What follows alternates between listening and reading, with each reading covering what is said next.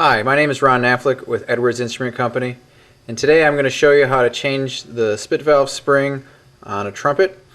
And to start out, we're going to need to first gather up our tool list.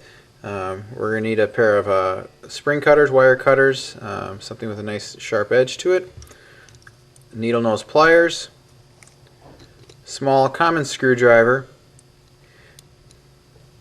a Waterkey cork pad because we're going to change this while we're doing this operation, as well as replacement spring.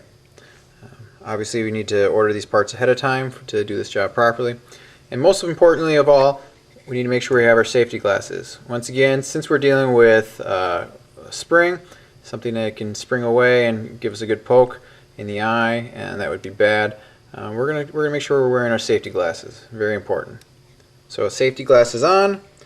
First order operation, we're going to start with the common screwdriver, and we're going to loosen the screw at this point.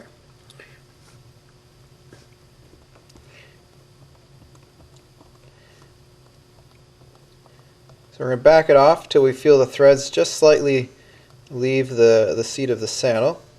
And at this point, it's just going to take a bit of a wiggle to get it to pop out from here. If the spring has broken at this point, the connecting pin is going to be not under pressure.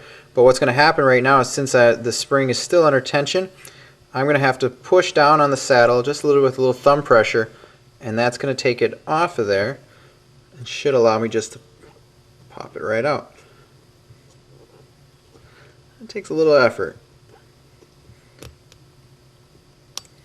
Once it's out, the spring's going to want to spring free. As you can see there, it wants to come free, and I'm going to let it do so.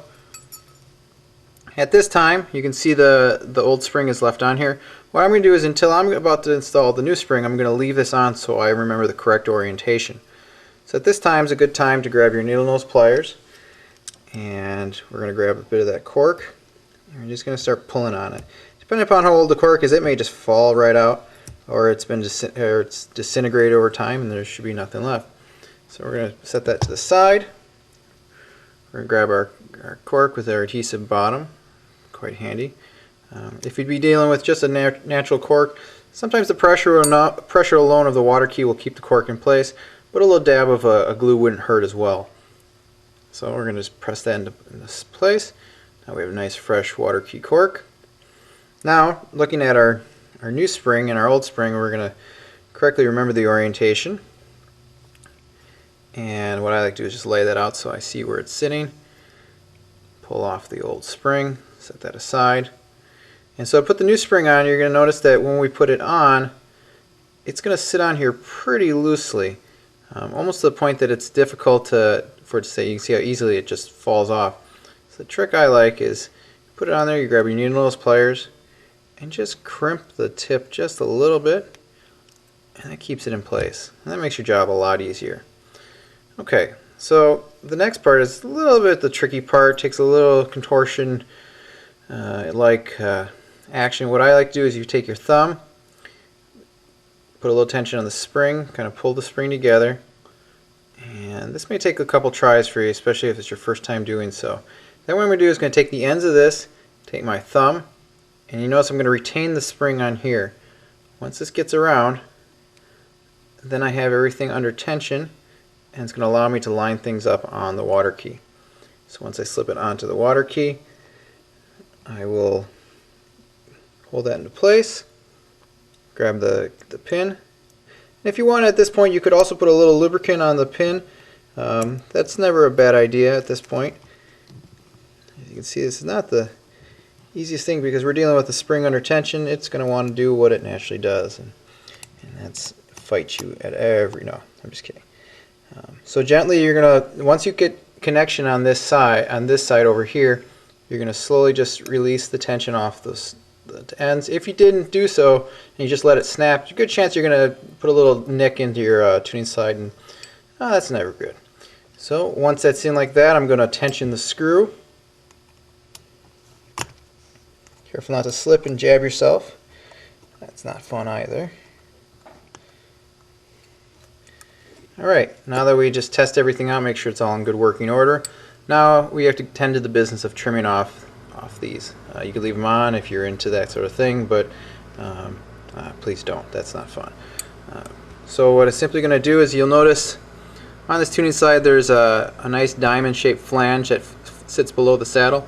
What I like to do is to cut just enough off so that all I have to do is cut it off and just angle it over, and I don't have to worry about twisting over in the ends. So to do so, I'm just going to eyeball it, the approximate distance.